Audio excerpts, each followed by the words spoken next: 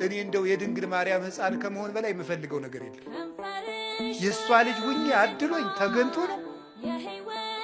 እነዚያ መለኮትን ዳሰው አቅፈው አጥብተው ያሳደጉ እነዚያ እጆች የሚያበሩ እጆቿ አዋን አግኝቼ እጄን ይዘው ጎትተው ነው።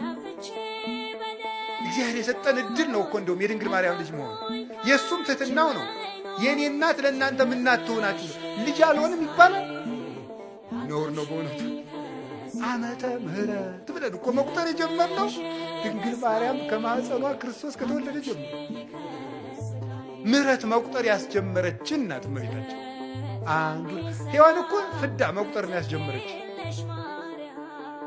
ዓመተ ምሕረት ምሕረት እንድንቆጥር ያደረገችን እናት ማን? እመቤታችን።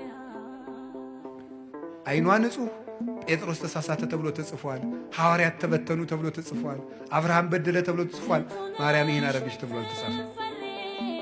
አንደበቷ ክርክም ያለ ነውር የሌለባት እውነት ጠባብ ወትሕት ዘልዕቀት በቤተ መቅደስ ውስጥ ተቀምጣ መልአክ እያነጋገራት ትዕቢት የሌለባት ትሕት